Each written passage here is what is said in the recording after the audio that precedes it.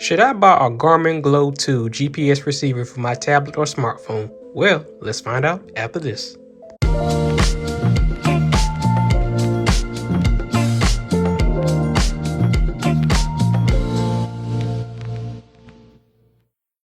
What's going on, everyone? You're tuned in with Spectacular Tech. This right here is a Garmin GLO 2 GPS receiver that connects to your tablet or smartphone. This device is essential for accurate location data if your device doesn't have a built-in GPS. This includes non-cellular iPads, certain Android tablets, and the Amazon Kindle Fire. This device will connect to all of them just by using Bluetooth, and maybe a few workarounds. iPhones and iPads, it will just work just by Bluetooth connecting to it, while on Android and Kindles, it's a little bit more steps after connecting to it through a Bluetooth. Now, first things first, let's go ahead and unbox this device and see what we get inside. I'll go ahead and grab the receiver since that's the most important thing in this box. They just have it packaged inside this red bubble wrap. It's a tiny little unit, so you don't have to worry about carrying around something that's too large.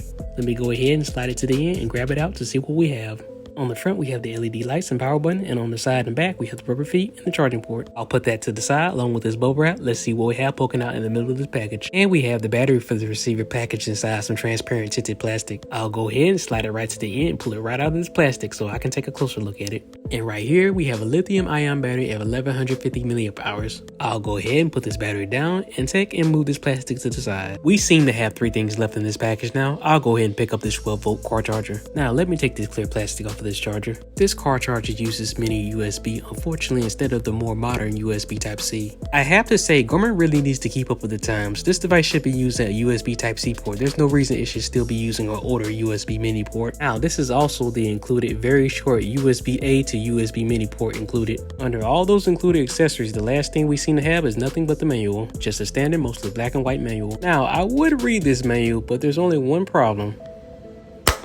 Nobody wants to listen to that on this video. Alright, now that we're done with taking everything out of the box, let's go ahead and put all this plastic and paper back in the box, leaving nothing but the unit and accessories out. I'll make sure this box is nice and completely closed and get it out of here so we can focus our attention over to everything else. Now we are left with nothing but the unit itself, the rechargeable battery, the USB charger, and the car charger. The only thing they didn't include is a wall adapter for the USB cord, but I suppose they expect you to use your cell phone adapter. As long as your adapter uses USB-A instead of Type-C, you can plug this cord up to it. But anyway, let's go ahead and open this thing up so I can insert the battery into this device. Inside this unit is nothing but serial number information.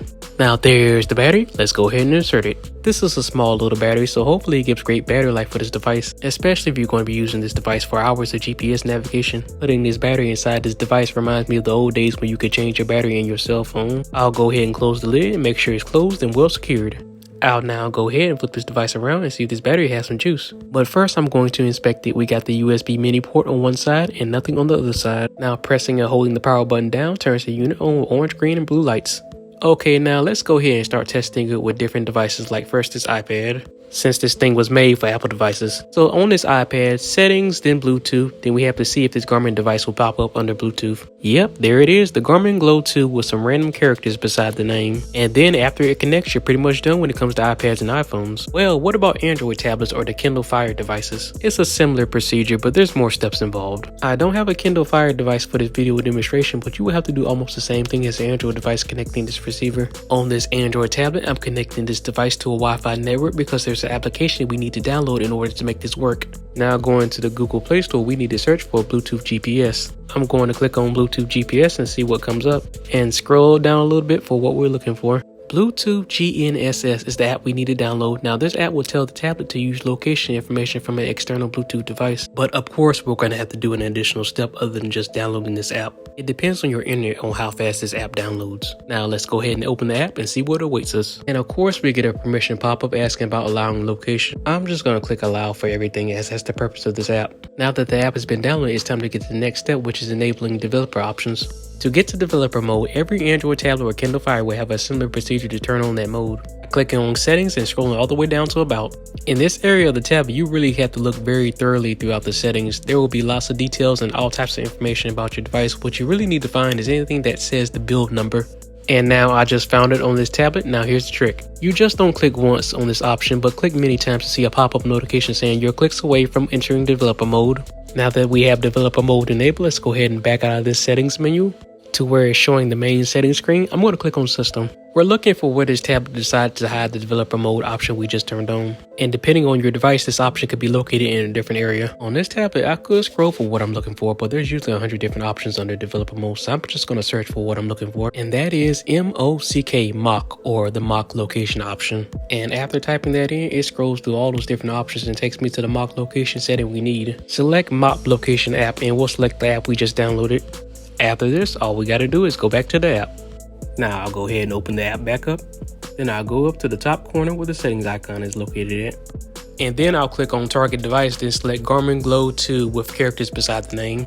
Alright, that's been done. I'll click on the back button, scroll down a little bit, and I'll click on the Bluetooth connect button in the bottom corner. And then all we have to do is wait for it to connect to the Garmin device. Also, once connected, it will show some approximate location information picked up from the device. And we even get this notification that the app is running and connected to the device. But the real question is, what is a device that doesn't need this GPS receiver? Well, let's check out this Galaxy tab. For either iPads, Android tablets, Kindle Fire devices, you can always check if your device has a built-in GPS by searching for it online. But if you're unable to find your answer, you can always find out if your device needs a GPS receiver if you download an offline map and is still unable to get your location. I'm showcasing that right now by downloading an offline map of this area using Google Maps. If you have built-in GPS on your device or not, you still have to follow this procedure of downloading an offline map. This is because the GPS relies on satellite information and a downloaded map in order to work without internet. So with Samsung tablets, they seem to usually have built-in GPS, but you can always use a GPS receiver to get more accurate location data that comes directly from satellites. So I downloaded the map and now I'm about to turn the Wi-Fi off. Also make sure the location service toggle is turned on. And last, all you have to do is click the My Location button in the corner. If your location pops up without being connected to the internet, this confirms your device has GPS built in. But what about if I have a Samsung Galaxy tab with built-in GPS but still want to connect this receiver just for more accurate satellite data? It's the same thing. Enable developer mode and select mock location. And with that being said, you do the same thing as well. Find the GNSS app in the Play Store. You download the same app no matter what Android tablet you have. But enough with programming these devices and getting them ready for the GPS receiver. Now let's go ahead and start a real world test on a non-cellular iPad without the GPS receiver connected to it. I'm not moving currently, but on this iPad it will not be connected to internet but has the offline map downloaded. So on this non-cellular iPad that doesn't have GPS, will my location move on screen when I start driving? Okay, so let me make this turn and start driving down the road right now. I'm going at a decent speed and I'm a couple blocks away from where I drove off at when I started going down this road. And my location arrow didn't move from the spot. Let's see if I go further down this road. Okay, let me try this again now. I'm a good mile away from where I started when I started driving. Will the arrow change now? It still didn't move at all. It's still in the same spot when I drove off. Let me get the Garmin receiver because this iPad isn't detecting no location. To turn the unit on, you press and hold the power button until you see the buttons flash. Now I'll go ahead and connect this receiver to the iPad. Now I'll place the unit down, go over to settings and Bluetooth. Wait for it to pop up, then click on the Garmin GLO 2 with characters beside the name. And then shown on the unit itself, you will see a solid blue LED light. Now let's get out of settings and go back over to Google Maps.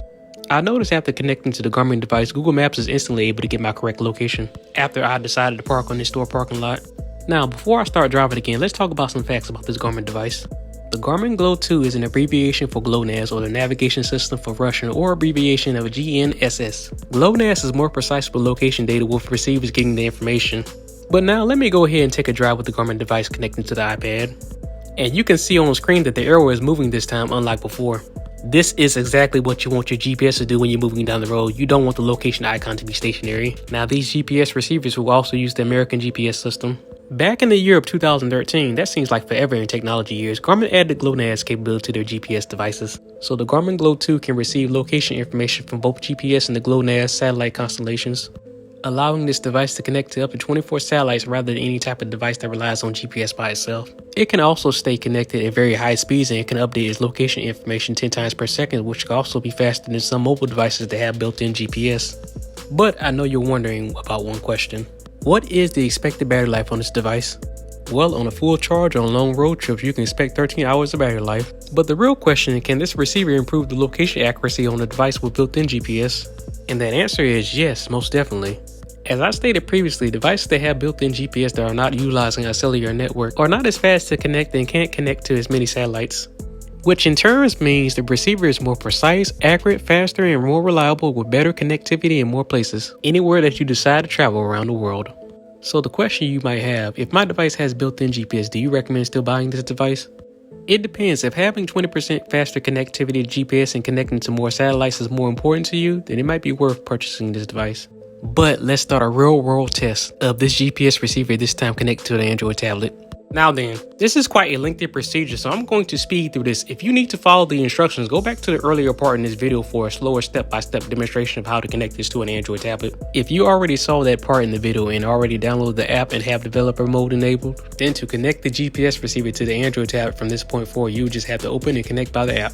In addition to making sure the Bluetooth is turned on with the tablet, then making sure the receiver is fully charged and powered on as well. Also, this Garmin receiver gets the best signals when you have it in a location under your car window, so you might not want to have it in your cup holder, on your floor mat, or laying on your seat. They also sell separately a rubber mat to have it mounted on your dash. Now let's see my location on this Android tablet. Yep, that's my current location with the information from the receiver. Now let me take this tablet for a drive with the data being transmitted from this Garmin device. I'm just gonna go a good distance from that store I was parked at. I'm now about a minute away from where I was at previously on this road. Let me go into the turn lane. But as you can see, the location arrow is moving while you see me going down this road. Now I'm 6 minutes away from my destination. I should arrive by 5:43.